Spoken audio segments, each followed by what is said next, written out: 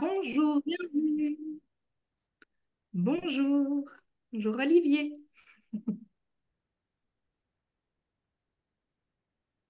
Aujourd'hui, on est en mode réunion. Et donc, on va pouvoir vous voir si vous avez envie de montrer vos visages.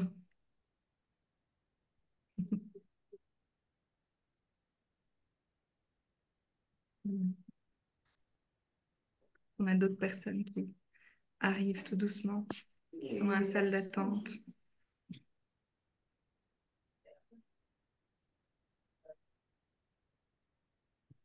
Mhm. Bonjour Colline, Salut Olivier. ça va bien? Salut Olivier, ça va Oui, et ça toi? va bien. Salut Mano, ça va? Oui, très bien, oui, oui. Je crois que je t'ai croisé à vélo ce matin, Colline. T'étais sur Namur alors? Ouais, Ah oui, voilà. Oui, c'est possible. je crois que t'es passé dans le marché à jambes. Oui, tout à Ouais. fait, tout à fait. Mhm. Voilà. Bonjour à tout le monde. Bonjour. Bonjour tout le monde. Bonjour. Ça se connecte d'un peu partout. Vous avez le loisir, si vous le souhaitez, d'allumer vos caméras. On sera en mode réunion aujourd'hui.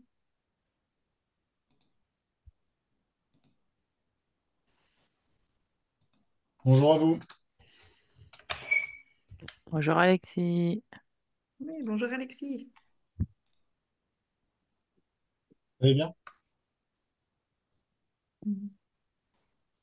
Ça commence à se remplir tout doucement.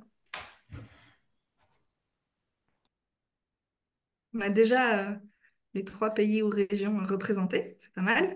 On a au moins une personne. Un peu plus quand même. Il y a pas mal de Québécois, hein. Là, Ah, c'est parce que c'est le matin. ça se remplit bien. Oui, c'est ça.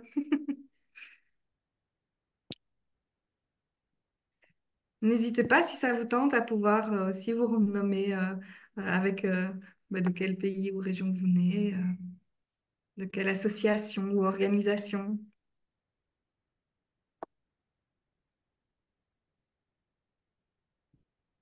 On va laisser encore un peu de temps pour que tout le monde se connecte avant de se lancer pour ce dernier webinaire.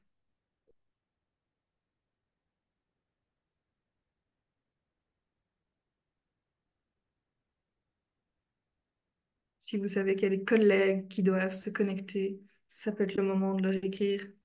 Hey, ça commence, rejoins-nous.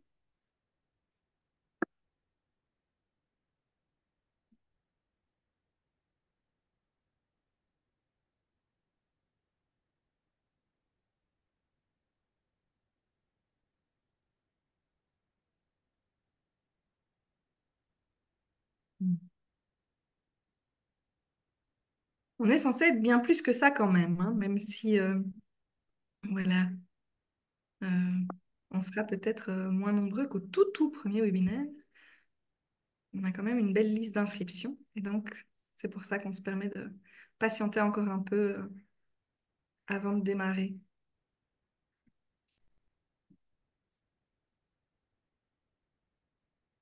Bonjour Madame Henry, bienvenue. Alors on ne vous entend pas, il faut activer votre micro.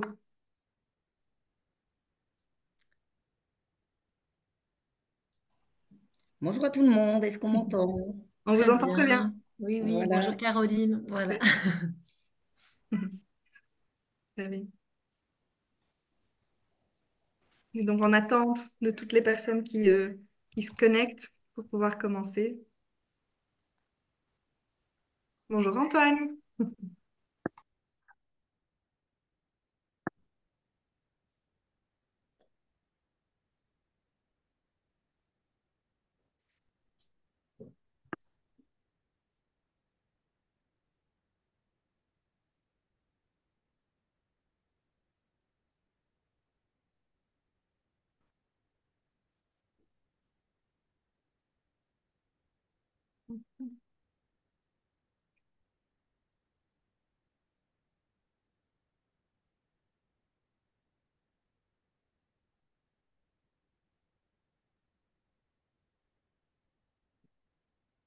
Alors, on a encore quelques connexions.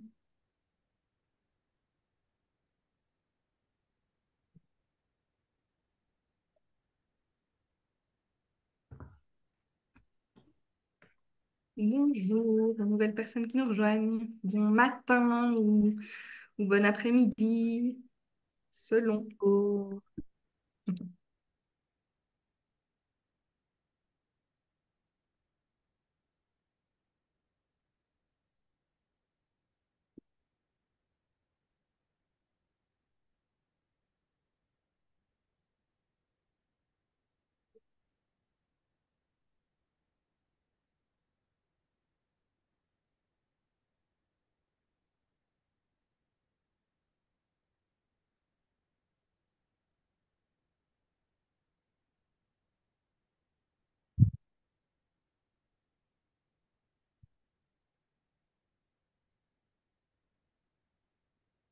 Bien, bien, bien. Ça continue de se connecter, c'est super.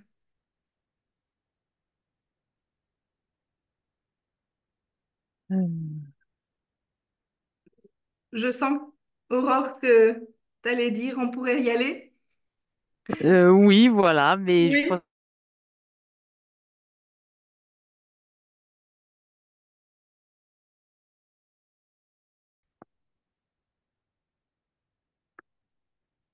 Et donc, si pendant ce temps-là, si pendant cette minute ou deux, vous avez envie de vous renommer avec de quel pays ou région vous venez, euh, de quelle association ou organisation vous venez, n'hésitez pas.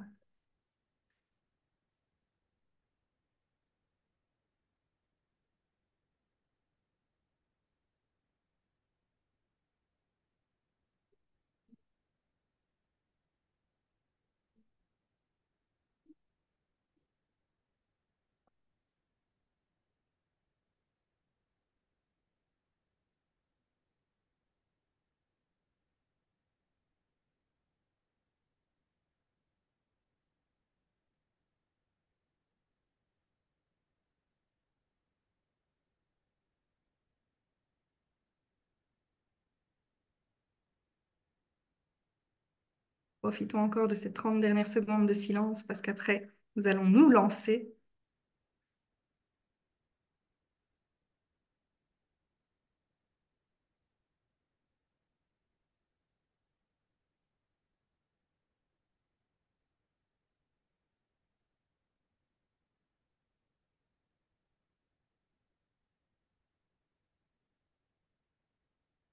Eh bien voilà, je propose qu'on y aille. Je propose d'ouvrir ce dernier webinaire, le sixième, d'un cycle qui en fait a duré près d'un an.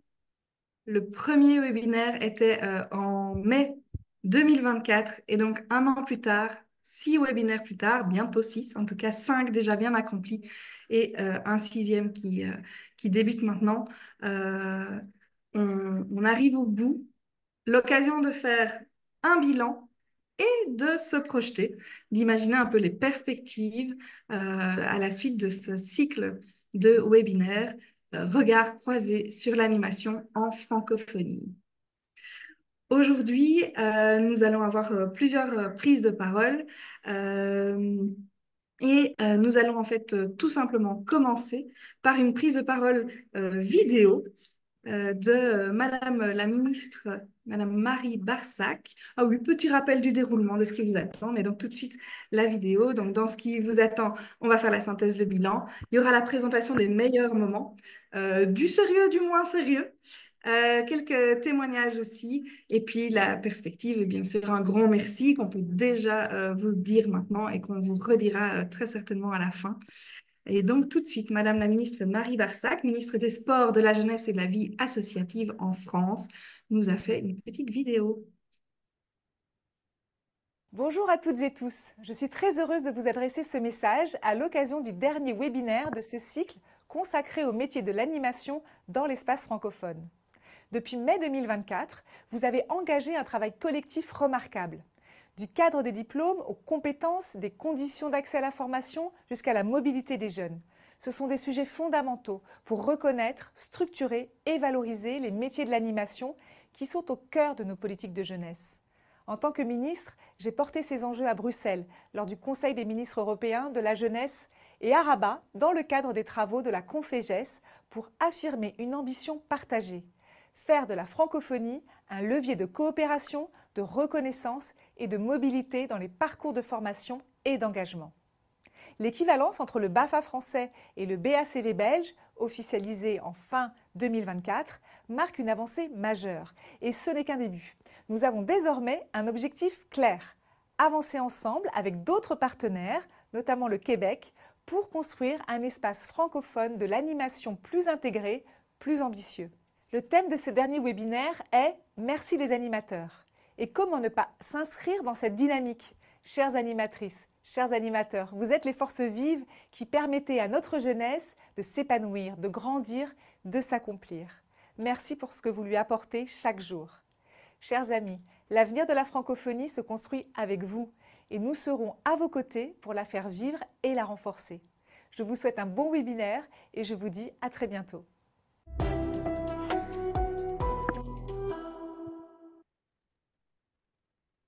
Et donc voilà, c'est avec cette très belle introduction, Très heureuse. cette très belle annonce au final, que s'ouvre ce dernier webinaire. Vous l'avez entendu, les rencontres et les échanges et les projets vont se poursuivre.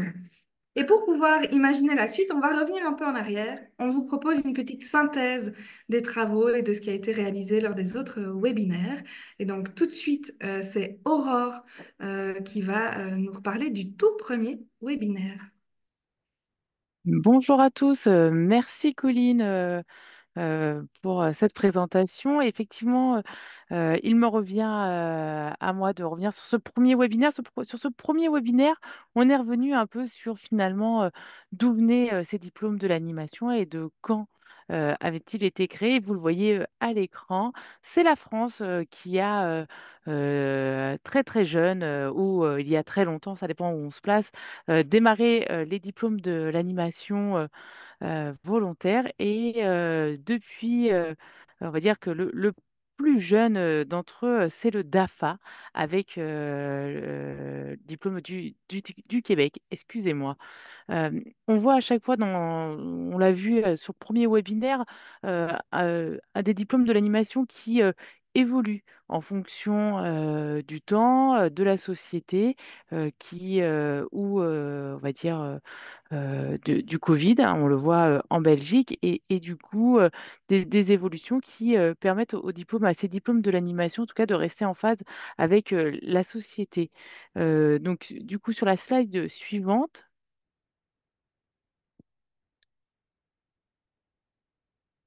Voilà, un panorama un peu de qui après régit après l'histoire. Finalement, c'est quoi le cadre réglementaire de nos trois diplômes?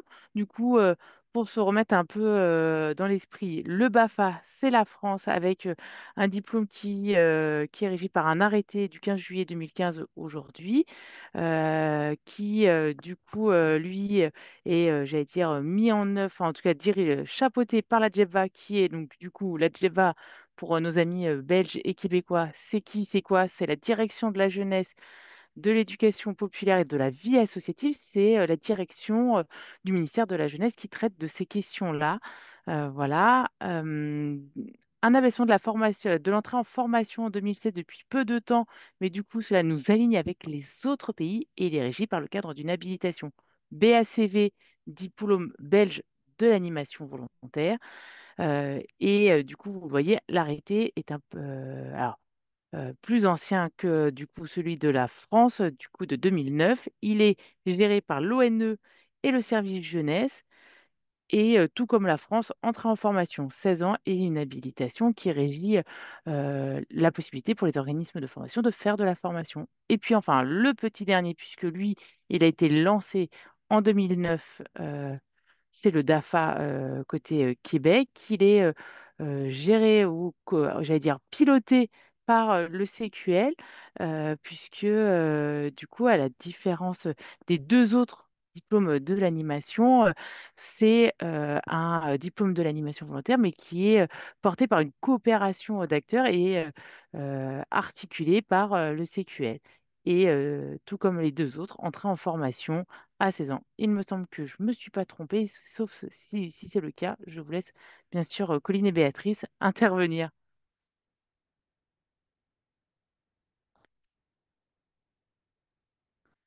Du coup, on peut passer au webinaire 2.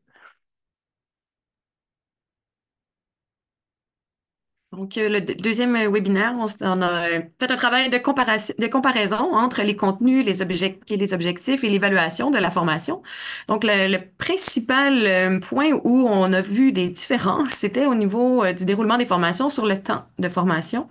Donc, alors qu'en France, on parle de jours, comme on peut voir. Au Québec et en Belgique, on est plutôt en termes d'heures. Et donc, c'est ça, c'était une des plus grandes particularités là, dans les différences, finalement. Parce qu'ensuite, on s'est rendu compte que pour le reste, c'était plutôt similaire. Donc, évidemment, sur le déroulement, étant donné que le temps n'est pas le même de formation, il y a évidemment des différences aussi là, dans le moment des formations et comment les jeunes suivent cette formation-là. Mais comme je nommerai pas toutes les heures là ici, étant donné si vous avez plus de questions, vous pouvez retourner voir l'enregistrement du webinaire 2. Donc ensuite là, on pourrait aller plus dans la comparaison justement des contenus. Donc dans ce travail de trouver les similitudes et les divergences un peu sur nos trois programmes de formation d'animation. On a vu que finalement les contenus, comme je le disais, étaient très similaires. Donc on peut voir que on avait tout le monde évidemment des points sur comment animer, comment encadrer des activités, qui va peut-être être apporté différemment, mais qui est finalement l'objectif est le même. Donc les personnes qui suivent la formation doivent apprendre à animer, doivent connaître des jeux, doivent connaître des techniques d'animation et doivent finalement être capables de les mettre en place, encadrer. Ça veut dire, on peut aussi expliquer les règles, mais aussi faire que le jeu fonctionne. Également, tout le monde avait des points sur la sécurité, donc comment bien encadrer de manière sécuritaire son groupe, étant donné qu'on anime des jeunes et des mineurs. Donc, s'assurer que finalement, on est dans un environnement sécuritaire, le bien-être est mis de l'avant. On parle justement, on parle d'hygiène, on parle de prévention des violences, on parle de justement la sécurité, les aspects légaux dans la formation, dans les différents programmes, pour que s'assurer que tout le monde puisse avoir une expérience positive là, dans leur animation. Également, l'aspect du développement personnel et l'autonomie des jeunes qui est mis de l'avant là, dans les programmes, que ce soit dans l'accompagnement et dans la réalisation d'un projet, dans les différents moyens d'intervention dans un groupe. Et également l'autonomie, la responsabilité là, des animateurs et des animatrices là, dans la gestion de leur groupe. Donc, finalement, tout ça a été des points en commun pour les trois programmes. Également, le travail en équipe qui était mis de l'avant. Donc, des fois, c'est plus dans le vocabulaire, dans la manière qu'on apportait, mais l'objectif derrière était le même. Donc, dans la formation, on doit apprendre en équipe parce que quand on anime, c'est un travail d'équipe. Donc, comment on favorise les interactions entre les différentes personnes dans une équipe, que ce soit avec les parents, avec la direction, avec les autres coordonnateurs, avec les autres animateurs et évidemment avec les jeunes dans notre groupe. Donc, justement, tout cet aspect de collaboration qui est très important et comment la communication, finalement, aussi, là, est mise de l'avant dans cette formation. Et j'en ai parlé un tout petit peu tout à l'heure, mais la gestion et l'adaptation donc dans l'environnement. Donc s'assurer que les activités, donc oui, on apprend à jouer, on apprend des nouvelles activités, on apprend des nouvelles façons d'animer, mais il faut aussi trouver comment adapter ces activités-là à son groupe, à son environnement, aux intérêts des jeunes là, qu'on anime. Hein? Et au-delà des contenus et des objectifs et des compétences développées, il y avait également des différentes valeurs et des fondements dans les formations en animation qui étaient, encore une fois, assez similaires. Donc, des fois, c'est plus une question de vocabulaire qui est pas nécessairement la même. C'est d'ailleurs un exercice qu'on a appris à faire nos équivalences de vocabulaire au cours de ces différents webinaires.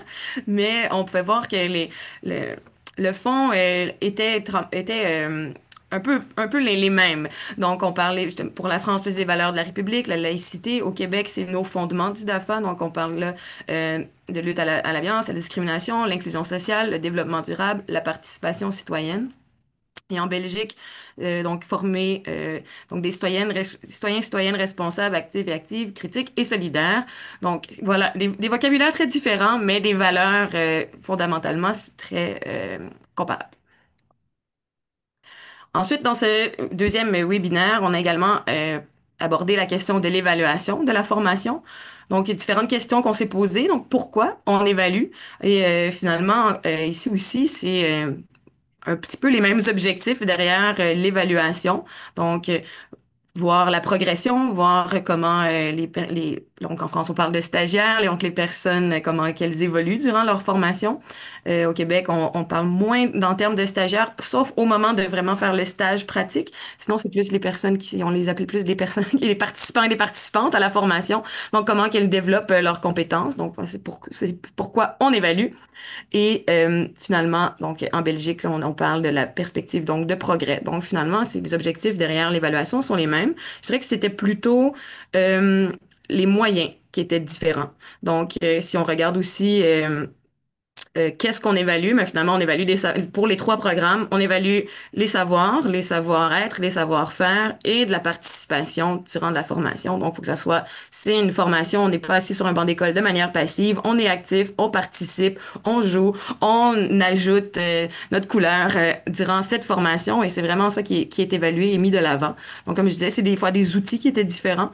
Par exemple, nous, on a vraiment une grille de stage au Québec qui est pas nécessairement un outil, on a même des examens pour certains modules de connaissances. On est plus quand pour évaluer les savoirs, justement. Mais au-delà donc de ces différents outils, finalement, qui était le plus important qu'on a constaté, c'était les objectifs derrière qui étaient un peu les mêmes.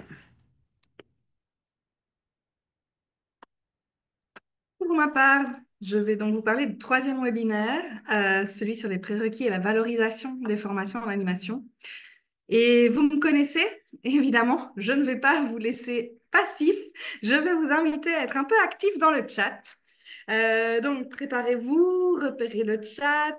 Vous pouvez l'ouvrir. Donc, en général, si vous passez votre souris, en bas, il y a des petites icônes qui apparaissent et il y a une icône avec des petites bulles de parole. C'est le chat. Et donc, vous allez pouvoir écrire dans le chat. Ce que je vous invite à faire, simplement, c'est au regard de cette slide-ci, le plus rapidement possible, dès que vous avez la réponse, me dire, selon vous, de quel pays ou région ça parle. J'attends vos réponses dans le chat. Alors, est-ce qu'on parle plutôt de la Belgique pour la Fédération Wallonie-Bruxelles, du Québec ou de la France? Alors, j'attends les petites réponses dans le chat. Qui a trouvé les indices qui permettent de dire... Ah, ça arrive, ça arrive. On a Franck Leblond qui nous dit donc que c'est le Québec. Aurore aussi a repéré le Québec.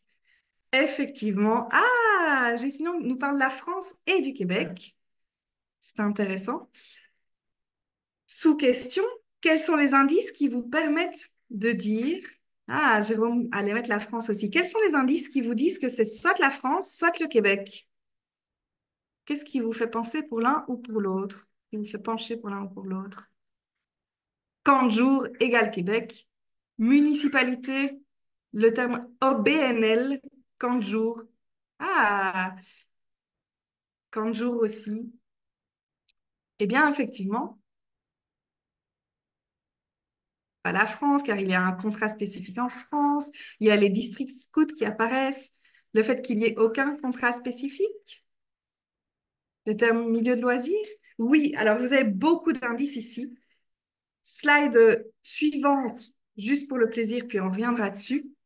La réponse est celle-là, c'est donc bien le Québec dont on parle. On peut revenir sur la slide précédente. Donc, les indices, c'est effectivement l'idée qu'il n'y a aucun contrat spécifique. Et les termes de camp de vacances, camp de jour, OBNL, etc., district scout, peuvent se retrouver dans plusieurs endroits, mais ici, il s'agit bien effectivement du Québec. Et donc, ce DAFA, ce diplôme sur le CV, c'est un atout. Et c'est même souvent une première certification, puisqu'on l'a dit, on entre en formation à 16 ans. C'est reconnu comme quelque chose qui permet de développer des compétences transposables. Et cette formation est parfois exigée dans certains milieux de loisirs, et donc c'est la preuve qu'elle est de plus en plus reconnue. Donc on peut avancer. Donc la diapo suivante, c'est le Québec. Donc le DAFA est bon à vie, donc il n'y a pas besoin de le renouveler. Et actuellement, il n'y a aucune réglementation qui existe sur le retrait de cette formation. Et pour la diapo suivante, on va parler un peu de la formation continue. Donc, la formation continue n'est pas obligatoire, mais fortement recommandée. Et donc, on trouve dedans pas mal de choses, des formations en animation nature, en animation scientifique, en animation littéraire. Et puis, il y a 12 autres formations complémentaires et encore d'autres qui sont à venir. La slide ici, attention, ça va aller vite. De quel pays ou région parle-t-elle? Et quels sont les indices qui vous font pencher pour l'un ou l'autre? Franck nous dit la Belgique. Oui, on a la Belgique aussi chez Yannick, chez Antoine, chez Charlotte. Yes, Belgique BACV. L'indice, il y est. Donc, la diapo suivante va vous révéler que effectivement, c'est bien la Belgique.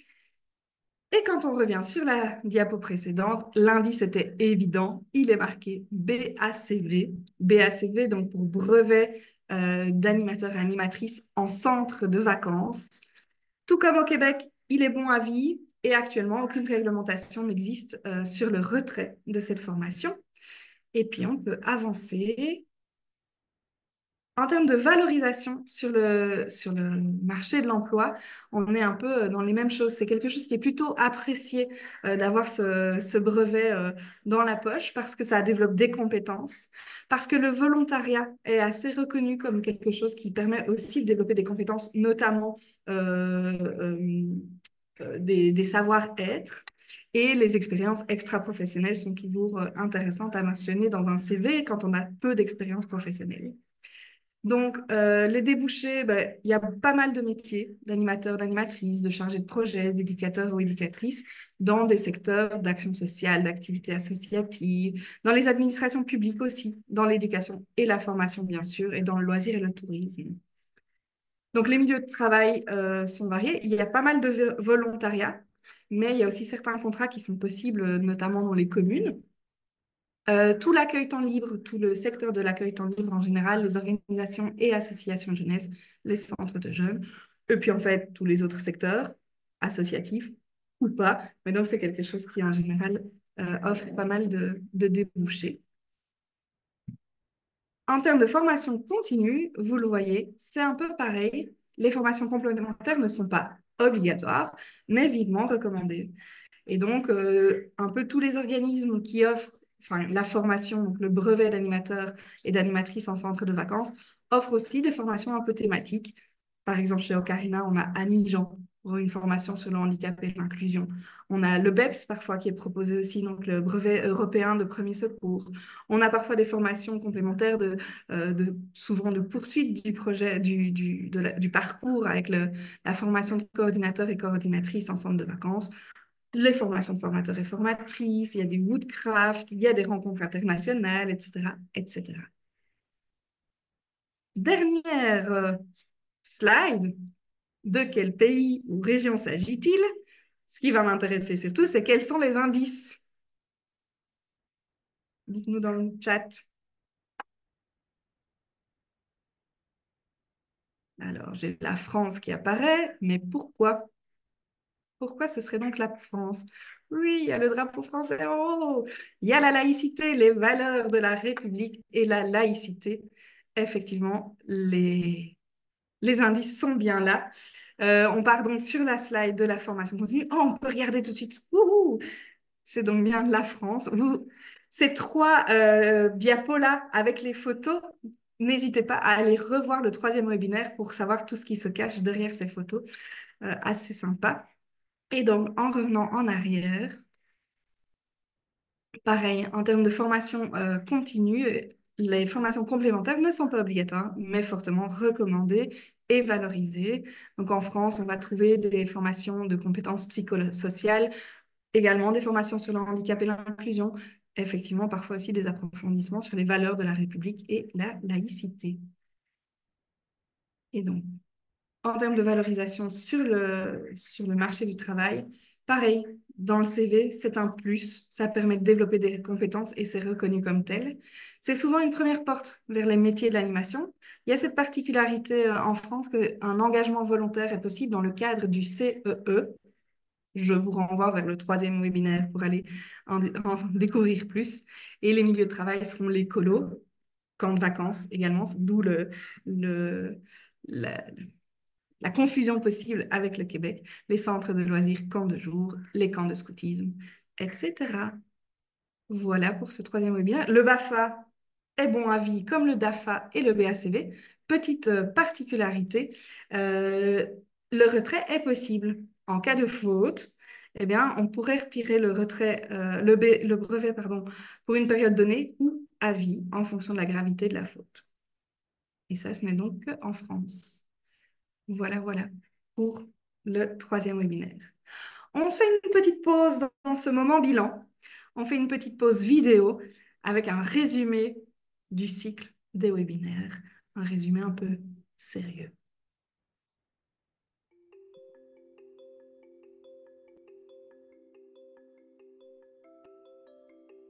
Peut-être monter un petit peu le son, Cyrine?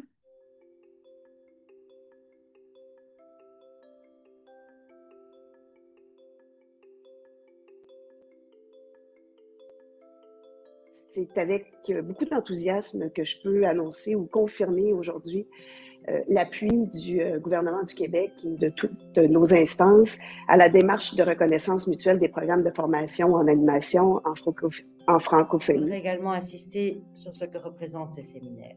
Pour moi, ils représentent cette constante volonté d'apprendre du secteur. Ce sentiment indescriptible qu'il est possible de toujours faire mieux et que pour ce faire, le meilleur moyen est de ne jamais arrêter d'apprendre. Nos trois organisations, donc JPA, Résonance et le Conseil québécois du loisir, nous sommes membres de l'Organisation internationale du tourisme social, dorénavant appelée ISTO. Alors, le travail en bilatéral entre le Québec et la France a eu un écho en Belgique. Et là, il y a eu une période Québec-Belgique où ce travail de coopération s'est développé. Puis, la Belgique et la France ont intensifié leurs échanges sur le sujet. Et aujourd'hui, nous voilà les trois réunis à ce rendez-vous qui est à la fois un aboutissement, mais un tremplin pour la suite. A permis d'identifier des problématiques communes, comme la recherche d'animateurs, des enjeux finalement que nous partagions, même si l'Atlantique nous séparait, nous partageons des problématiques et des enjeux, et on s'est rendu compte que nous avions des pratiques similaires, mais également des différences qui pouvaient nous enrichir. Anijan, c'est pour animation de jeunes en situation de handicap. On apprend à aborder un public qui est parfois un peu spécifique et un peu différent et essayer de pouvoir inclure tout le monde. On a du coup des plaines et des séjours qui sont ouverts aux enfants en situation de handicap. Retenir pour le BAFA, donc brevet d'aptitude aux fonctions d'animateur ou d'animatrice, c'est que c'est une habilitation pour les organismes de formation qui est donnée par la DGEPVA, donc la Direction à la jeunesse, à l'éducation populaire et à la vie associative, que les objectifs de ce diplôme-là sont issus d'un arrêté qui date de 2015 mais qui est régulièrement mis à jour en fonction de nouvelles thématiques ou de nouveaux objectifs. Les fonctions aptitude tournent autour de la sécurité du jeu et globalement de l'approche dont le mineur va se saisir pour, entre guillemets, évoluer dans un cadre d'émancipation, d'autonomie et de responsabilisation. Au Québec, vous vous y retrouvez dans les propos qui sont tenus. Vous, comment ça marche au niveau du réseau de formateurs? Vous avez également beaucoup de volontaires, comme ça peut être souvent. On est responsable de trouver ses propres formateurs. Dans le profil des formateurs, formatrices, on avait autant des gens qui se faisaient quelques années qui donnaient de la formation, autant des gens qui étaient là pour être en voie de devenir formateur, formatrice. Quelles seraient les notions qui, selon vous, représentent les approches pédagogiques utilisées dans vos formations d'animateurs, d'animatrices? On a déjà des réponses qui rentrent, donc ludique, participatif, réflexivité, éducation populaire, l'apprentissage par le jeu, les connaissances, l'apprentissage, les choses qui se regroupent. C'est vrai que nous sommes un organisme franco-québécois, mais nous avons quelques programmes quand même avec des jeunes belges. Le rôle, c'est de soutenir la mobilité des 18-35 ans. Donc, c'est tous les jeunes, dans tous les domaines, tous les niveaux d'études. Le DAFA m'a vraiment permis à m'épanouir, à animer sans gêne, puis sans avoir peur des jugements.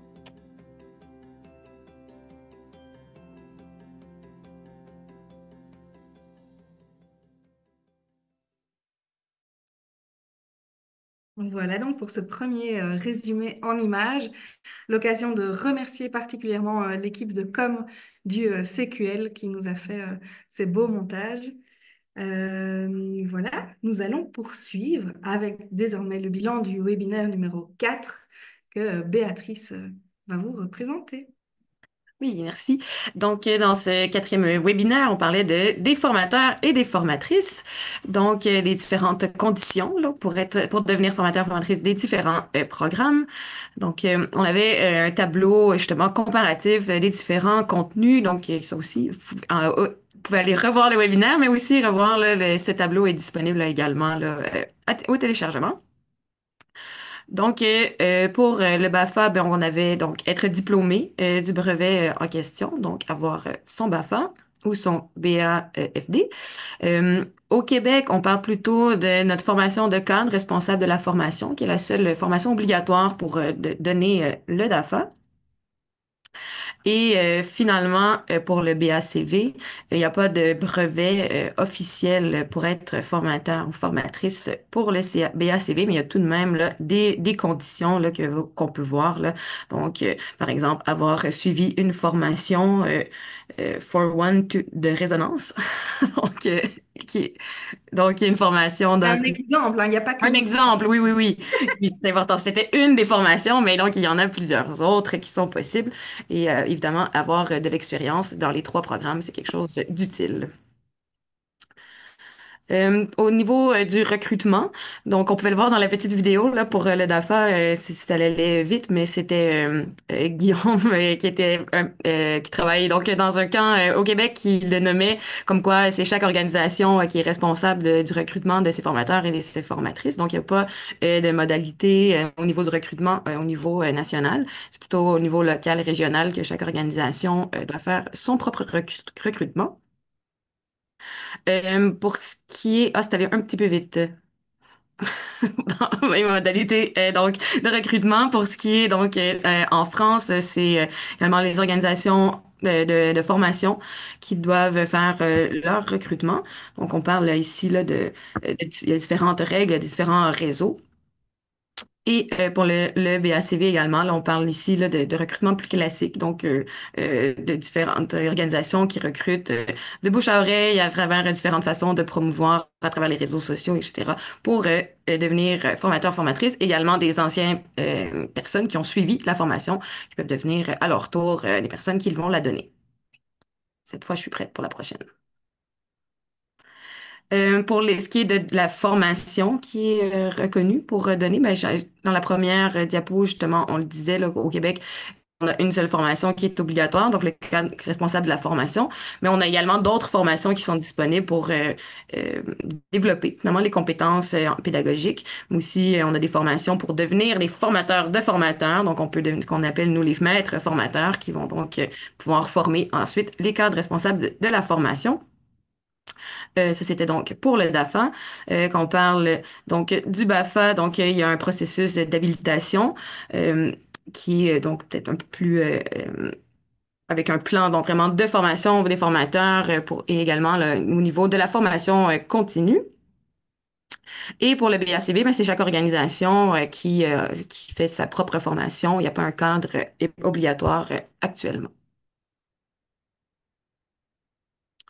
Pour ce qui est de l'accompagnement des équipes d'animation de formateurs, ben c'est ici aussi là pour les trois programmes, c'était assez similaire. Donc c'est vraiment chaque organisation qui détermine la façon d'accompagner ses équipes d'animation par ses formateurs formatrices au cours de la formation. Donc ici aussi là quand on a fait les comparaisons, tu sais, on avait évidemment des différences plutôt souvent c'est plutôt au niveau légal qu'il y a une différence où la balise ou les normes sont inscrites, mais finalement on constatait que c'était plutôt le même processus, donc que ça soit au niveau du recrutement, au niveau du parcours aussi des formateurs, des formatrices. Dans ce webinaire, on a fait un travail en sous-groupe où les formateurs étaient invités à partager leur parcours. Finalement, on constatait que c'était assez similaire dans les trois pays. Beaucoup des personnes qui ont découvert l'animation, qui sont ensuite devenues formateurs, formatrices, un peu un parcours plus classique, ou des personnes qui ont finalement découvert le milieu du loisir grâce à l'animation et à la formation. Donc, le niveau plus local de chaque organisation est très important pour ce qui est du recrutement, de la formation des formateurs. Que, je crois qu'on peut aller au cinquième webinaire. Merci Béatrice. Et bien, du coup, cinquième webinaire, du coup, on s'approche de la fin de notre cycle et sur ce dernier webinaire, on s'est intéressé à la communication, à la mobilité au service de l'animation volontaire. Peut-être juste quelques mots à dire sur la partie mobilité parce qu'on a eu le plaisir d'accueillir sur le cinquième webinaire l'OFQJ, on l'a vu dans la vidéo juste avant, qui nous a présenté les différents parcours de mobilité possibles, notamment dans le cadre de missions autour de l'animation.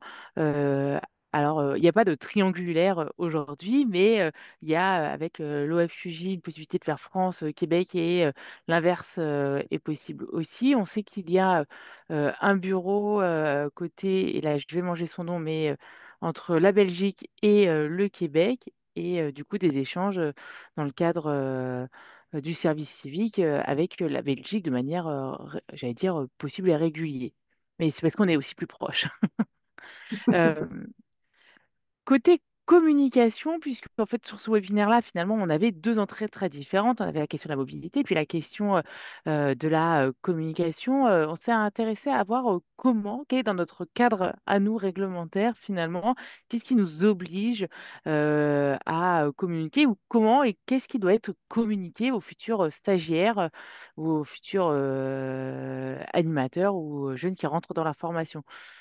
Pour chaque, j'allais dire, diplôme de l'animation, et vous allez le voir, les choses sont différentes, même si finalement les moyens qui sont utilisés sont plutôt similaires. Un site internet, des flyers, des interventions dans les écoles, des courriers personnalisés, des stands, des actions sur les communautés dans les réseaux sociaux.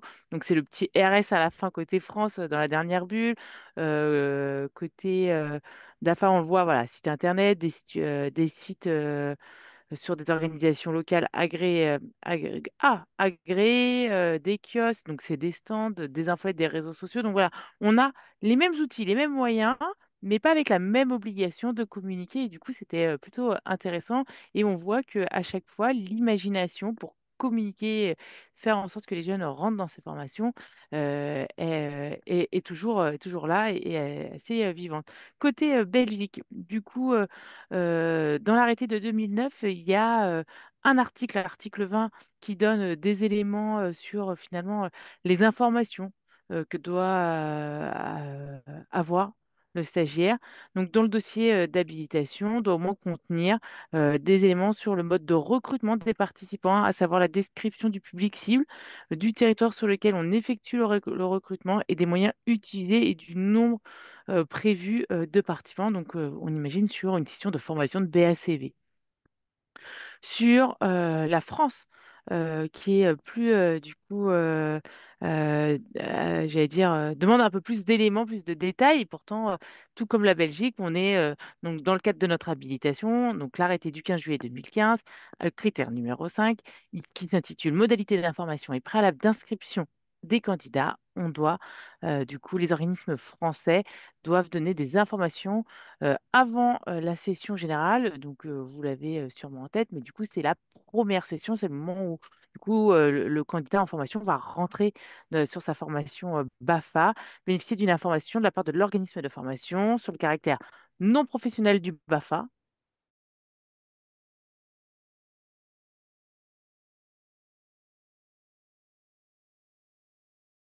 Voilà, donc camp de jour et camp et Béatrice et moi, camp de jour et Camp de camp de vacances. vacances. Voilà, camp de vacances. Le cursus de formation, du coup, avant de rentrer en formation, on précise dans quoi on rentre et quelles seront les étapes, le projet éducatif de l'organisme de formation.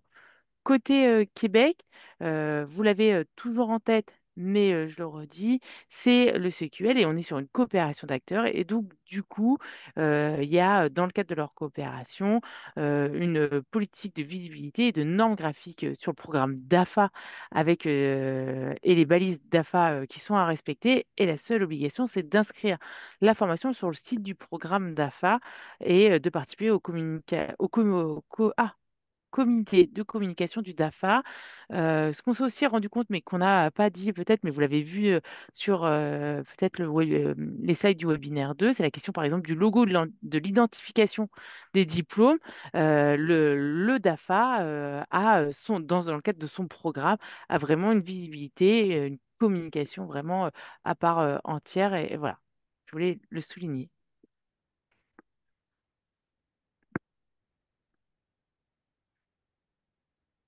Voilà donc pour ce petit bilan des 5 webinaires qui se sont déjà passés.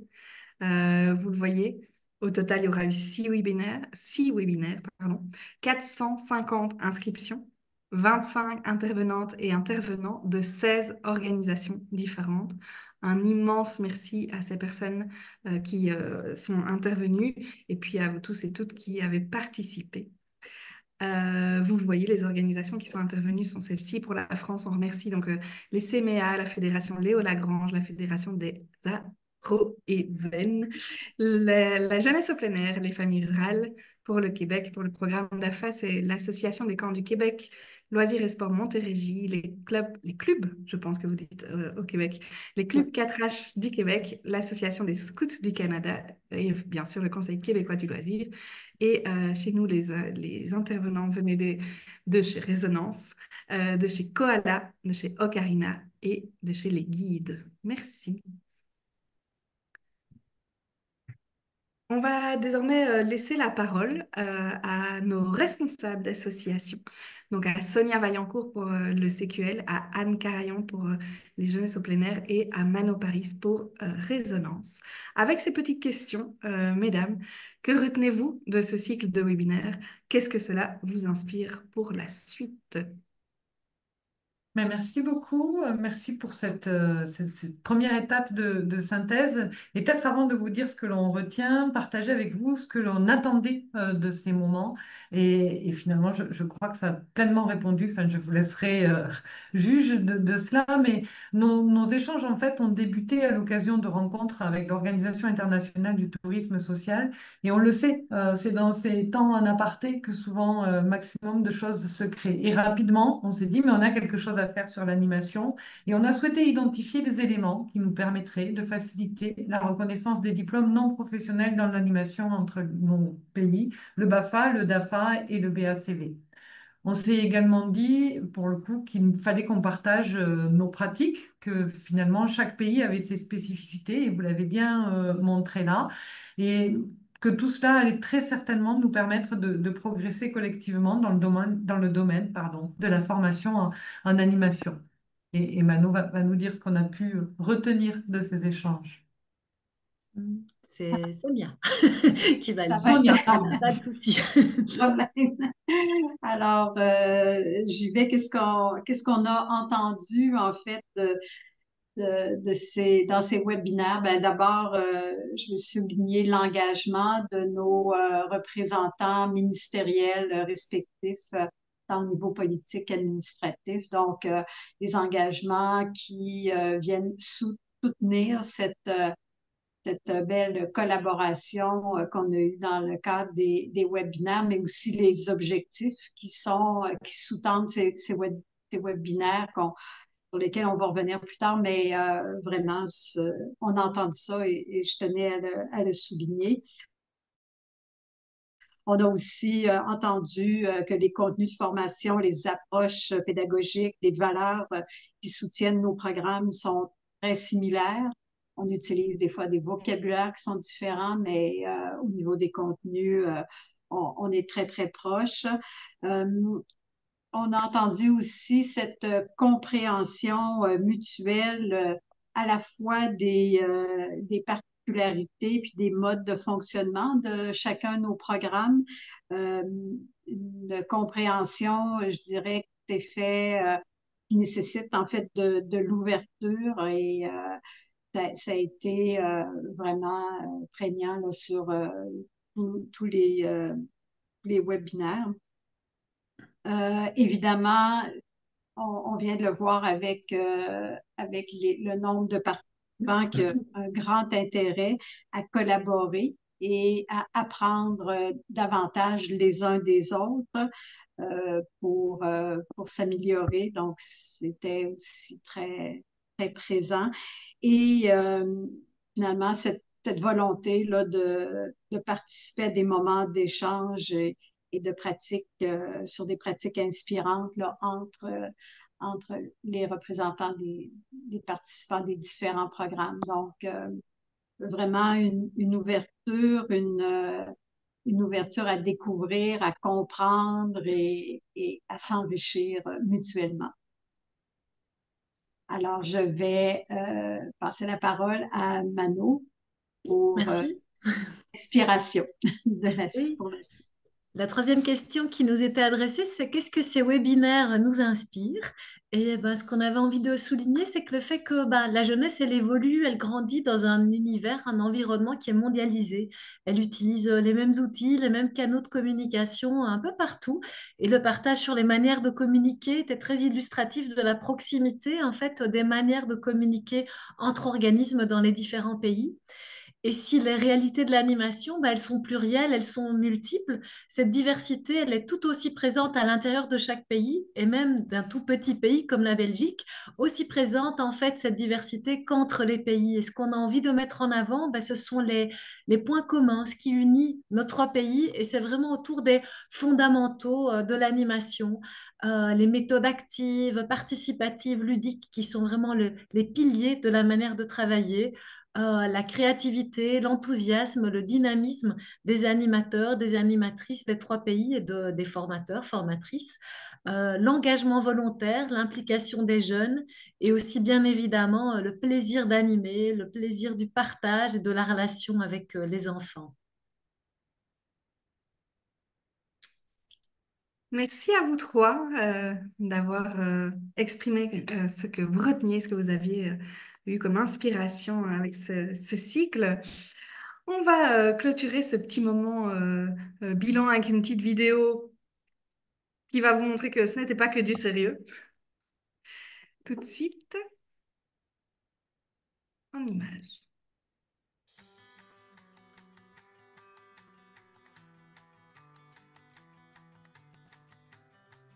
Bonjour mesdames et messieurs, bonsoir à nos amis québécois et québécoises. Bienvenue sur TV Anime, la télé qui vous anime. Eh bien, chers auditeurs, chères auditrices, bonjour et bienvenue sur Radio Anime, la radio qui anime. Suivez le guide, on part en circuit touristique. Mesdames et messieurs, bonjour et bienvenue. Vous avez ici un circuit touristique inédit. Non. Étant donné qu'elle se confronte toujours à l'auto-évaluation des jeunes, devient un peu plutôt de la co-évaluation. Instagram et on a une permanente responsable de cette communication. The Change the World list recognizes companies that are using the profit motive and using their business models to have a positive impact on people and on the planet. It's also important to us that you are making money. De TV Anime, la télé qui vous anime.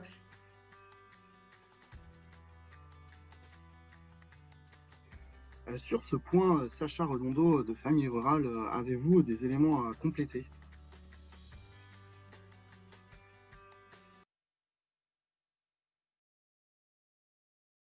Une nouvelle fois, merci beaucoup.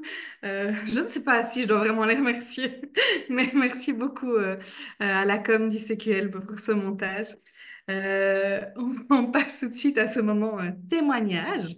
On va en fait revenir un peu. On a eu la chance d'avoir, donc pour les trois pays, on vous l'a dit, des intervenants et intervenantes qui ont en fait construit ces webinaires avec nous et qui sont même intervenus, hein, comme le nom le dit. Nous avons pour la Belgique, je tiens à remercier toutes les personnes qui ont participé, mais ici Marie-Camille Astori, qui est d'ailleurs aujourd'hui avec nous, qui dans l'évaluation un peu de ce qu'elle a pu vivre avec nous, nous dit qu'elle a désormais une meilleure connaissance de l'environnement formation dans les trois pays. C'est quelque chose qu'elle retient. Elena de chez Ocarina nous disait que c'était très sympa, qu'elle avait vraiment apprécié la possibilité d'être en contact avec d'autres organisateurs de formation. Et on a Marie-Hélène du CRÉÉ qui n'avait pas pu être présente le jour J, mais qui a participé à l'ensemble du cycle et qui a participé à la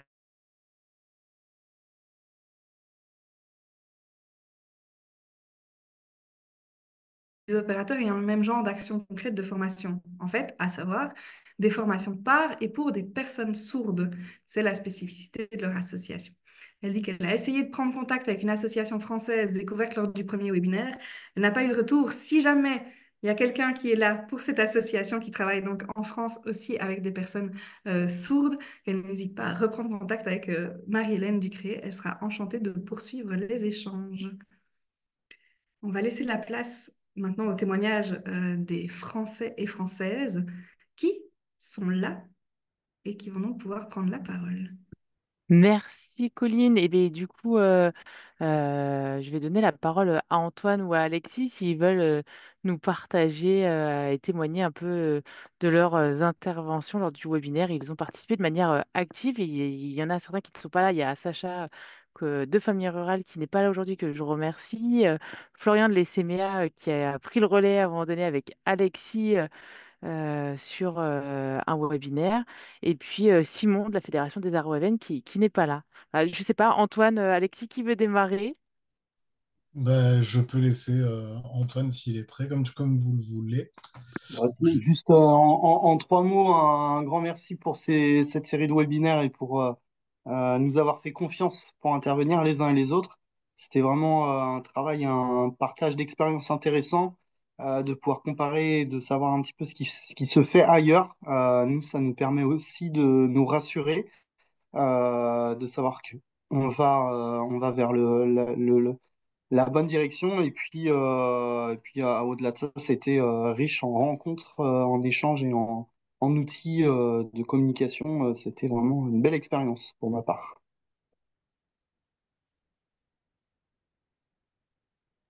Je prends la suite, je prends ta suite du coup, Antoine, mais je ne vais pas inventer grand-chose par rapport à ce que tu viens de dire. En effet, je pense on a quand même pu mutualiser un certain nombre de choses qui, à coup sûr, serviront déjà à pouvoir avoir une représentation un peu plus fidèle de ce qui peut se passer, que ce soit au Québec ou en Belgique pour nous en tant que Français. Mais au-delà de ça, je pense aussi que ce que ça a permis de mettre en avant, c'est quand même la dimension d'émancipation que peuvent procurer les parcours dans l'animation pour les encadrants, pour les participants, bien entendu, à ces différents accueils de jeunes.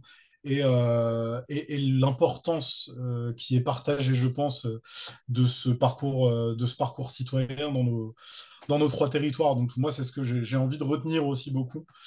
Et je pense que les différentes approches là, qui ont été présentées sur les trois territoires nous ont permis de le démontrer tout au long de ces webinaires. Donc merci à vous aussi pour avoir permis tout ça. Merci à tous les deux, vraiment, pour votre mobilisation sur l'ensemble de ces webinaires. Vraiment, merci beaucoup. On va donc redonner la parole au Québec cette fois-ci et Béatrice va se faire porte-parole des témoignages recueillis. Merci, Colline. Donc, nous non plus, on n'a pas réussi. Là, tout le monde était très occupé. C'est la grande période de formation, justement, actuellement. Donc, plusieurs n'étaient pas disponibles pour cette raison. Donc, on a tout de même, il voulait vous dire un dernier petit mot. Donc, Benjamin, qu'on peut voir en premier, qu'on peut voir, donc, des scouts, qui retient justement un grand esprit de collaboration, une volonté de reconnaître le travail des autres à travers les différents échanges qu'on a eus. Donc, il a été intervenu dans le deuxième webinaire, mais il a aussi ensuite été participant là, dans plusieurs autres webinaires. Donc, il a pu voir cette évolution d'échange et de collaboration à travers la dernière année. Cynthia Gauthier, donc, qui travaille pour Loisirs et Sports Montérégie. Donc, qui nous dit que participer à ce webinaire a permis d'avoir une vision plus élargie des offres de formation en animation, qui permet de mieux évaluer notre formation ici. Donc, en apprenant un peu plus sur les programmes des autres, ça nous permet aussi d'avoir un regard envers notre programme de formation. Et aussi, elle était de la formation sur qui est formateur et formatrice. Donc, il y avait eu beaucoup d'échanges aussi sur différentes pratiques de comment qu'on donne les activités. Donc, c'était aussi un moment là, enrichissant à cette étape-ci. C'était intéressant parce que c'était juste avant de commencer à planifier justement mes formations. Donc, ça l'avait permis, ben, en tout cas pour nous et pour Cynthia, c'est ce qu'elle avait dit. Donc, ça avait permis aussi d'aller chercher là, des idées de comment les autres travaillent. Finalement, Guillaume Roberge, donc du Centre Notre-Dame de Fatima, qui ne pouvait pas être là aujourd'hui. Il aurait bien aimé, mais il recevait 2 écoles qui venaient dans son camp aujourd'hui, donc c'était impossible. Mais Guillaume avait participé avec un échange entre la Belgique et le Québec il y a quelques années, avant donc nos webinaires. Il avait donc d'ailleurs rencontré Colline, donc en participant au webinaire justement avec Cynthia là, sur les formateurs formatrices, ça avait permis de revoir donc des anciennes personnes qu'il avait croisées.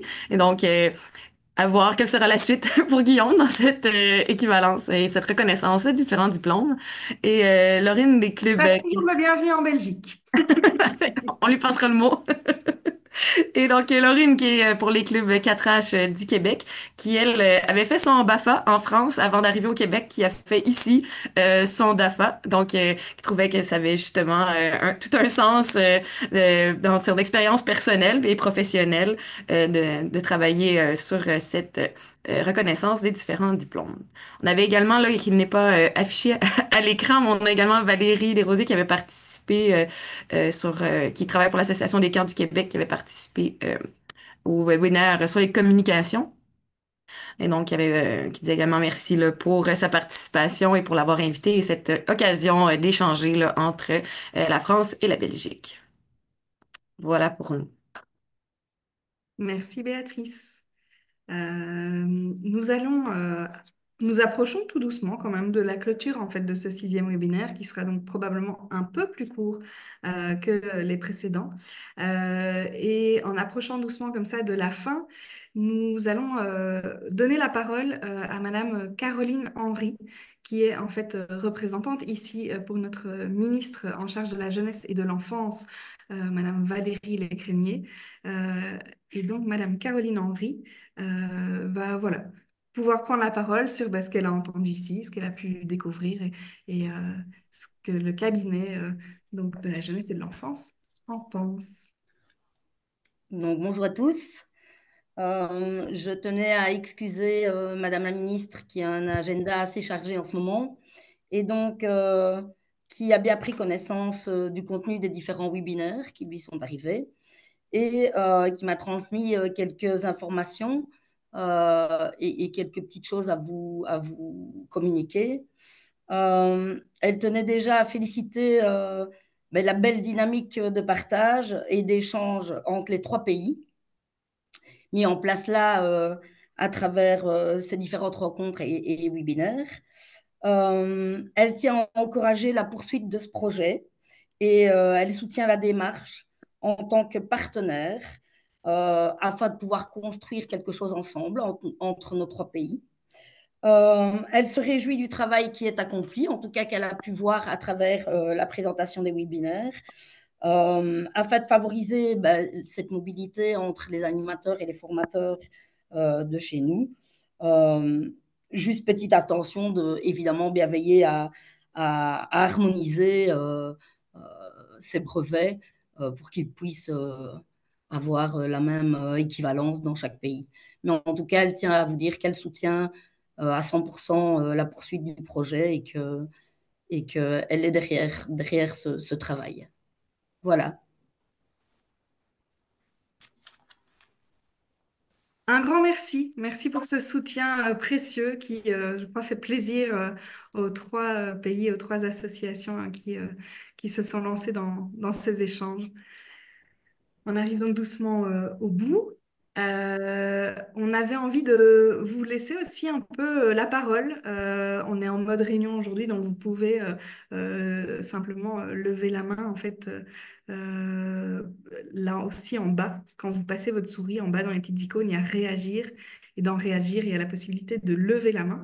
On a envie de vous permettre de prendre la parole sur si vous avez participé, que ce soit à l'ensemble du cycle ou à certains webinaires en particulier, de pouvoir nous dire ce que vous en avez retiré, comment ça vous a inspiré avant qu'on ne se lance vers les perspectives, où là aussi, on sera heureuse d'entendre ce que ça vous inspire. Mais donc déjà, sur ce bilan, est-ce qu'il y a des petites choses qui ressortent?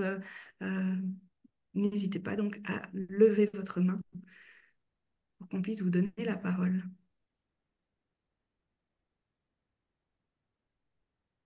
Il y a peut-être encore quelques questions qui restent et qui peuvent nourrir la suite aussi. Elles sont les bienvenues. On a une personne qui fait un petit signe de la main. Je ne sais pas si c'est c'était seulement une réaction ou si c'était pour prendre la parole. C'est pour prendre la parole et vous remercier pour cet échange. Fia Yikon, moi je suis du comité 41 de JPA, la jeunesse au plein air, dans le Loir-et-Cher, dans la région centre en France. Donc, je me suis inscrit à ces webinaires parce que j'ai été sollicité l'année passée par des associations en Côte d'Ivoire et en Guinée pour venir partager avec eux sur l'animation jeunesse. Donc, j'ai tiré beaucoup de leçons et j'ai vu que dans nos différents pays, dans nos différents territoires, l'encadrement de l'animation jeunesse n'est pas fait de la même façon. Et, bon, moi-même, j'ai été un ancien formateur de la Ligue de l'enseignement au niveau du BAFA, au niveau de BFB et puis du BPGEPS. Donc, j'ai découvert qu'on a l'animation en Belgique et au Québec avec des différences d'organisation et d'encadrement, ce qui m'a réjoui. Bon, la question que je me pose, puisque mon projet, c'est de répondre à des demandes en Côte d'Ivoire et en Guinée, comment je peux tirer des leçons à travers tout ce que vous nous avez présenté pour aller aider les gens là-bas, c'est tout. C'est donc que j'ai recueilli toutes les informations. Maintenant, c'est à moi de voir comment profiter de cette richesse de tout ce qu'on a partagé ensemble et je vous remercie. Ah ben, merci à vous pour ce témoignage. N'oubliez pas que l'ensemble des webinaires, donc des replays, sont disponibles sur le site du DAFA. On pourra le renvoyer encore dans le chat éventuellement d'ici la fin de ce webinaire pour pouvoir aller revoir et continuer à se nourrir de tout ça. Et puis, vous le verrez, il y a des pistes normalement de poursuite. Qui sait si vous avez envie de rejoindre cela. Et puis, c'est vrai que la francophonie, c'est pas que nos trois pays-régions, hein. Exactement. Il y a encore de quoi voyager. Merci beaucoup. Exactement. Il faut qu'on voyage avec tout ce qu'on a pris comme richesse à travers le webinaire. Tout à fait. Merci. Est-ce que quelqu'un d'autre souhaitait pouvoir prendre la parole? Claude Étienne de chez Ah, Nature et tu Loisirs. avais Théophile qui avait levé la main juste avant. Ah oui, pardon. Alors, bonsoir, bonjour chez vous. Alors, ici, c'est... Vous me recevez? Oui. Oui. Voilà, ici, c'est Théophile Yenoukme. Je suis béninois et je suis actuellement au Bénin également. Alors, je suis professionnel en loisirs, tourisme et culture. Euh, Plusieurs personnes ne le savent pas, mais il y a une filière, une université, je vais dire plutôt une entité qui forme en récréologie au Bénin. Donc, c'est cette entité que j'ai faite et j'ai un master dans le domaine du loisir, tourisme et culture. Alors, lorsque j'ai vu les webinaires publiés sur la page du CQL Facebook, surtout, je me suis dit que c'était quand même une opportunité pour moi de bénéficier de vos expériences, des témoignages, afin d'enrichir mes connaissances, surtout au niveau pratique et en termes de formation. Donc, c'est fort de cela que je me suis inscrit pour pouvoir suivre un peu quand même les webinaires qui ont été organisés. Il est vrai, je n'ai pas tout suivi, mais j'avoue qu'à chaque fois que j'y participais, il y avait des plus que je gagnais, il y avait des connaissances et ces connaissances, parfois, je les mets en pratique automatiquement si j'ai une activité à faire sur le terrain.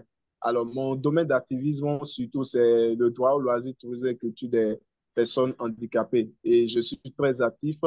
Ravi pour moi de rencontrer Caroline. Je ne sais pas si je la connais. Il y a d'autres personnes. Béatrice également, je vous suis un peu sur les réseaux sociaux. Il y a encore une autre personne dont j'oublie le nom. Donc, c'était un plaisir pour moi. Je vous remercie.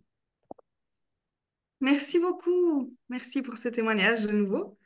De quoi voyager, le Bénin peut être une autre piste encore. Merci. Et donc, je laisse la parole à Claude Étienne de chez Nature et Loisirs. Eh bien, moi, je suis responsable à la fois d'une association et des formations d'animateurs et de coordinateurs de centres de vacances en Belgique. Et effectivement, je voulais vous remercier d'abord d'avoir pensé à ça, d'avoir organisé ces séminaires. Et j'étais vraiment particulièrement intéressé, même si j'ai pas su les suivre tous, mais en tout cas par à la fois la dynamique de chacune des présentations et par les découvertes, en tout cas que moi ça m'a permis en tout cas, mais je pense qu'on est tous dans la même situation de découverte et parfois d'émerveillement, simplement parce qu'il y a des choses auxquelles on ne pense pas toujours, et puis on se dit, ah ben oui, tiens, ça, on pourrait l'aborder aussi comme ça. C'était vraiment très, très chouette.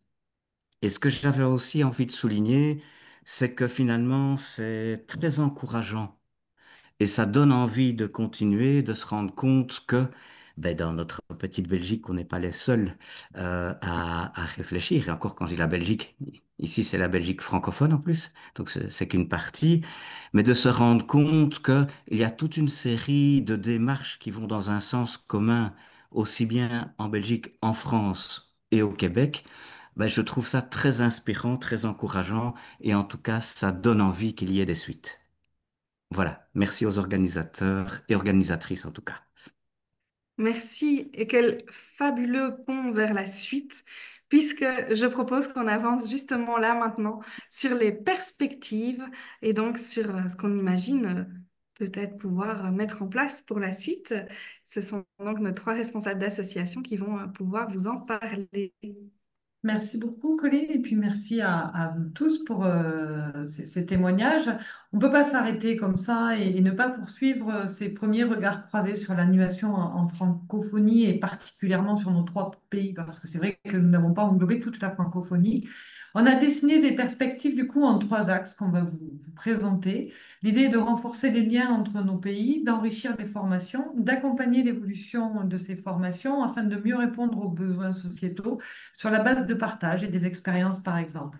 Et le premier point, ça pourra répondre peut-être et aux demandes de nos amis qui n'ont pas pu participer à tous les webinaires, c'est la rédaction d'un document de synthèse qui doit permettre de capitaliser l'ensemble des éléments clés qui ont été partagés pendant ces 5 webinaires, parce que les réalités qui ont été partagées ont abordé de nombreux aspects des spécificités d'organisation de la formation à l'animation dans nos trois pays. Et toutes ces formations et données sont de grande qualité avec une réelle valeur ajoutée. Elles sont aujourd'hui encore un peu dispersées dans les supports de formation, les PowerPoint, des tableaux Excel comparatifs ou dans des productions et enregistrements des échanges lors de ces webinaires. Et donc, afin que toutes ces informations puissent être partagées, transmises à d'autres personnes, au-delà de celles et ceux qui ont participé même, il est nécessaire de les rassembler, de les synthétiser dans un document qui soit accessible à toutes et tous. Donc, ce document nous semble vraiment un préalable essentiel afin d'envisager ensuite les liens et les passerelles qui vont être possibles, on l'espère, entre les brevets de nos trois et diplômes de nos trois pays. Juste un petit clin d'œil, aujourd'hui, entre la Belgique et la France, c'est possible. Il faudra aussi qu'on communique sur ce point. Voilà sur le premier axe de travail. Et je laisse Sonia et Mano présenter les deux autres axes.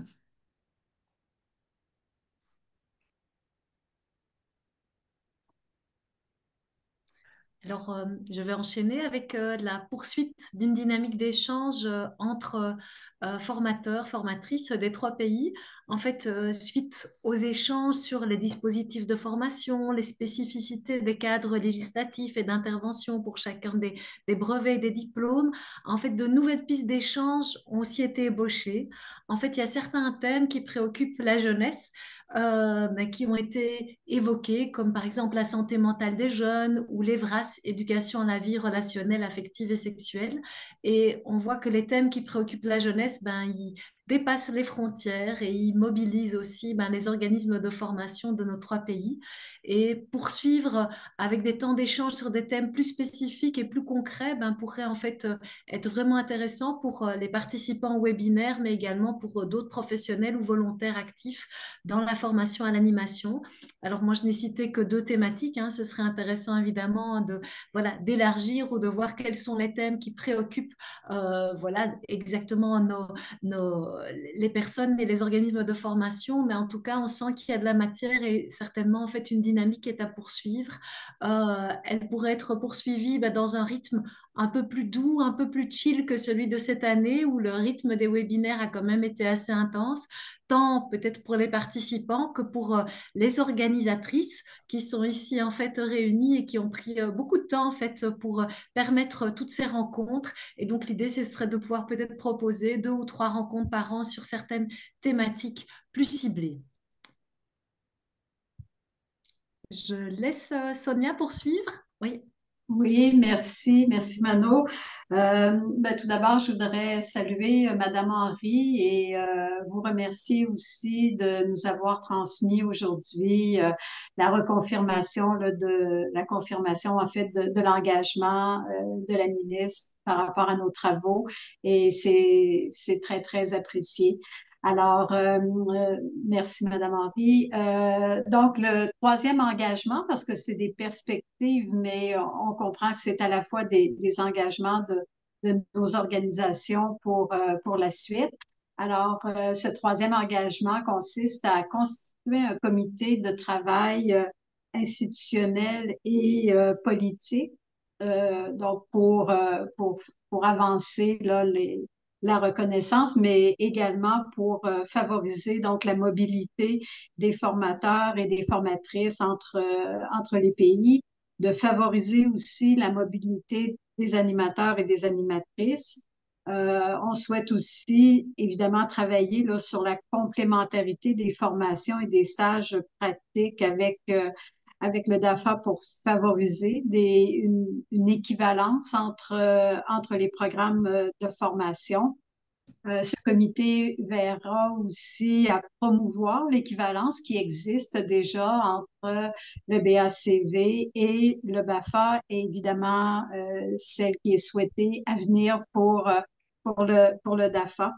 En fait, ce groupe de travail réunira les responsables des organismes, les administrations et les représentants politiques de chargés donc de la jeunesse, des loisirs dans les différents pays. Puis des rencontres bilatérales pourraient aussi avoir lieu selon le cas pour initier là, des discussions entre le DAFA, puis le BACV et le DAFA et le BAFA.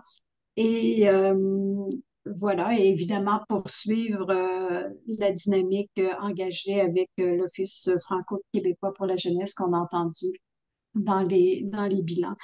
Alors, je voudrais aussi remercier mes homologues Anne et Mano pour avoir maintenu aussi cette collaboration. Je pense que c'est porteur, puis et c'est ça, c'est porteur pour nos programmes respectifs et pour la qualité de la formation, la qualité des expériences vécues en animation et pour les jeunes. Donc, merci beaucoup. C'est très emballant pour la suite. Merci.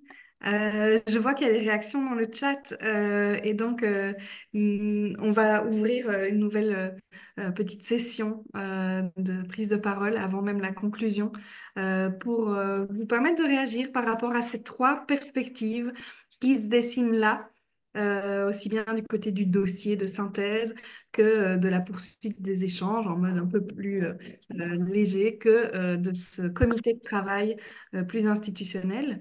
Est-ce que ça vous inspire des choses? J'ai pu lire que Jérôme Docarina avait émis l'idée qu'on puisse challenger ça dans les organismes.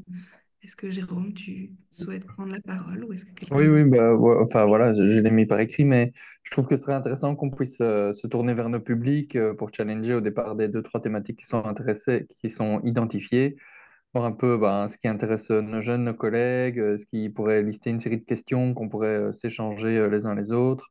Voilà, je trouve que ça peut aussi solliciter leur intérêt sur ce type d'échange. Et sinon, tant que j'ai le micro, ben, je trouve que les perspectives que vous proposez sont super. Le dossier synthèse, je crois que ce serait hyper outillant pour nous pour faire écho de ces séminaires, enfin de ces webinaires, même si on a les vidéos, etc. C'est aussi chouette de pouvoir retravailler et transmettre ça à des collègues.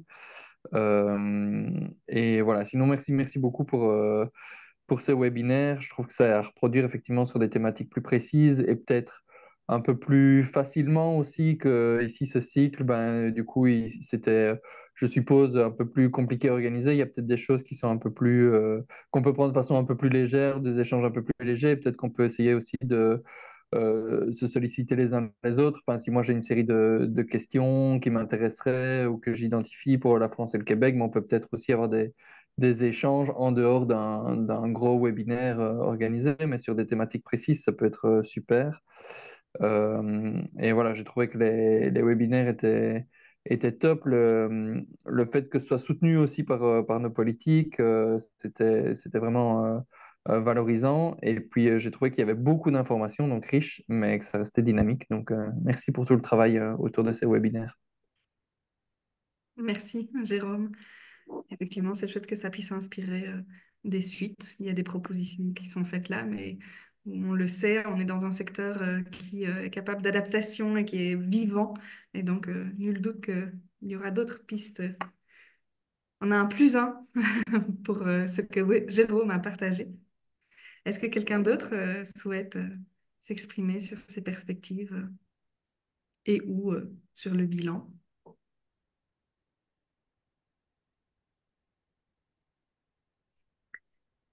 Eh bien, je vais donc me permettre de conclure ce cycle de webinaires, ce 6e webinaire qui clôture donc le cycle.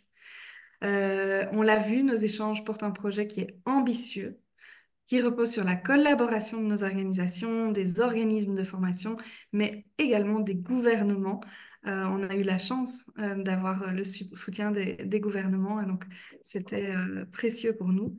C'est avec plaisir que nous vous proposons de poursuivre. Je vois qu'il y a encore une petite demande de prise de parole. Ce sera la dernière avant la conclusion et les remerciements. Euh, oui, j'ai son nom Théophile. D'accord, merci. J'avais fait une proposition, elle n'a pas été lue. C'était que je souhaiterais qu'un camp soit organisé entre les trois pays. Et ce sera une rotation, on fait ça dans un pays, l'année prochaine, on fait ça. Ça, c'est à long terme quand même. C'était ma suggestion en termes de perspective. Merci. Oui, oui, effectivement, je ne l'ai pas relevé, pardon. Mais oui, qui sait? Alors, je ne sais pas si ce sera pour l'année prochaine. Je ne sais pas comment ça pourra se mettre en place, mais c'est une perspective et je crois que c'est quelque chose qui était aussi apparu dans le webinaire autour de la mobilité des jeunes et de la communication, cette idée de pouvoir passer peut-être en présentiel. Euh, qui sait? On peut l'espérer, on peut l'envisager. Merci beaucoup. C'est donc avec plaisir qu'on vous propose de poursuivre, hein. Vous l'avez vu, ce n'est pas fini. On tenait à remercier particulièrement nos intervenants et intervenantes. Je vais laisser la parole à Béatrice pour le Québec. Oui, ben, je les ai nommés un petit peu tout à l'heure à travers leur témoignage, mais comme c'est très important de les remercier parce que leur travail était précieux, je vais quand même prendre le temps de les renommer une autre fois. Donc, merci, un grand merci à Cynthia de Loisirs Sport Montérégie, de Benjamin, des Scouts, de Laurine, des clubs 4H, de Guillaume, qui est donc du centre Fatima, mais qui est donc associé à l'Association des camps, et également Valérie de la Sécu. Donc, un grand merci pour leur participation. Ça a amené des échanges beaucoup plus riches parce qu'on pouvait aller voir dans différents milieux, mais c'est aussi, comme on l'a mentionné à travers tous nos différents webinaires, le DAFA n'est rien sans ses partenaires. Là, c'est une gestion partenariale et c'est justement des personnes qui sont venues représenter ces différents partenaires dans le programme. Donc, je les remercie. Également, ben, merci à mon équipe, là, Pascal, Cyrine, Priscilla, pour votre support technique. Merci Sonia pour le temps et ta amie et ta participation aujourd'hui. Marie-Pierre aussi qui m'a aidé dans différentes organisations à différents moments.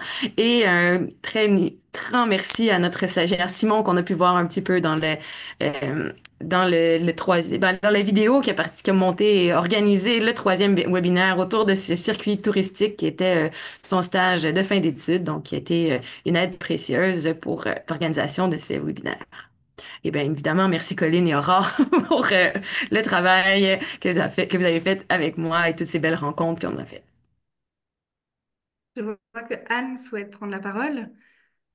Anne, nous Oui, t'écoutons. très rapidement, parce qu'on a parlé, j'ai parlé au tout début de l'idée, du moment où elle est née, et moi je voulais remercier les chevilles ouvrières que vous avez été. Je ne vais pas remercier tout le monde, mais peut-être spécifiquement Béatrice, Colline et Aurore, qui pour nos trois organisations ont supporté, et porté, pas supporté, hein, porté et élevé cette idée voilà, en de magnifiques temps d'échange, et puis ça va prendre la suite. Donc vraiment merci à vous trois.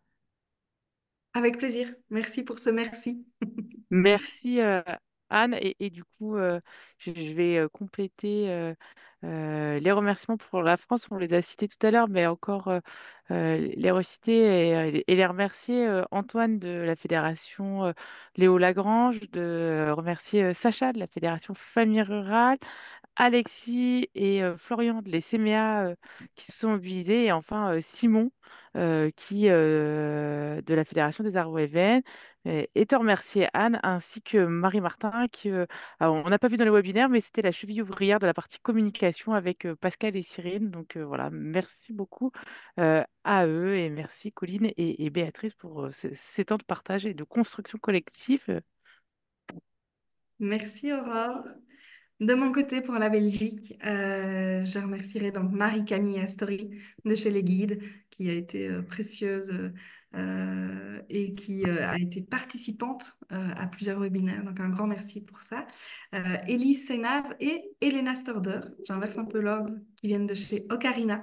Donc, merci, en sachant que Elena travaille pour Ocarina et Élise est volontaire et elle a donné beaucoup de temps.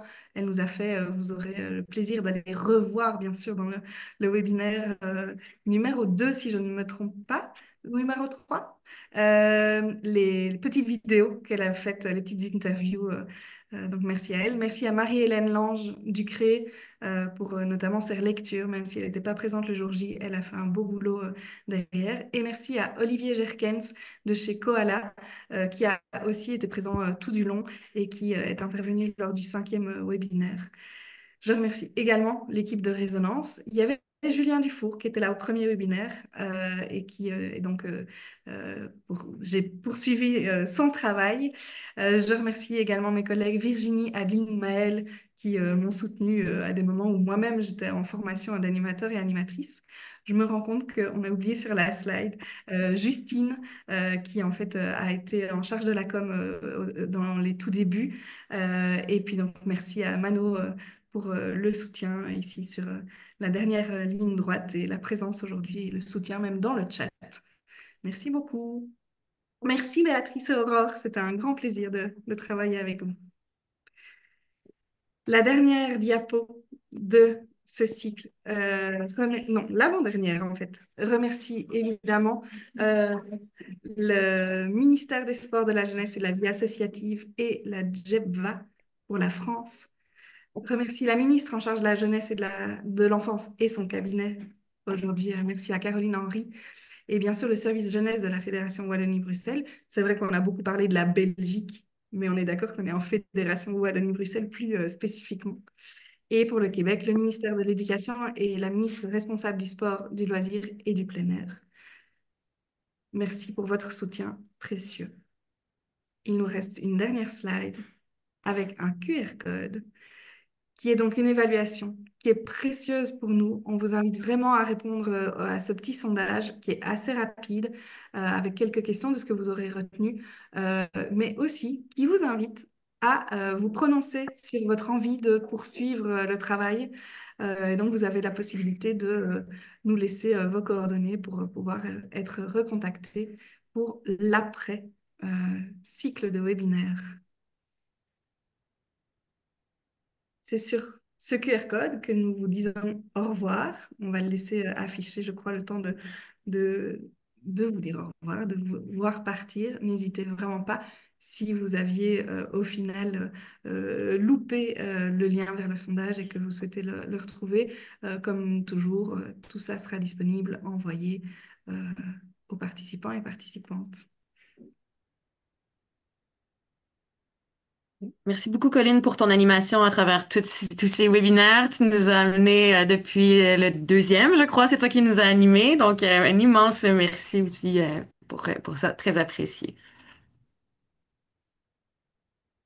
Au revoir tout le monde. Belle fin de journée ou belle suite de journée parce qu'il y en a qui la commencent. Oui. Merci tout le monde. À bientôt. Au revoir. Merci. Merci. Au revoir. Merci. À Au bientôt. revoir. Bye.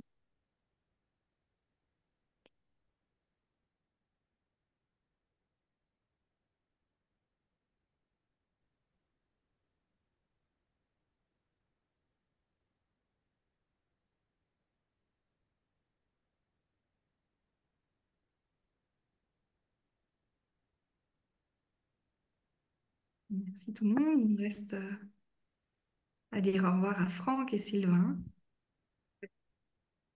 Cyrine, tu peux arrêter l'enregistrement?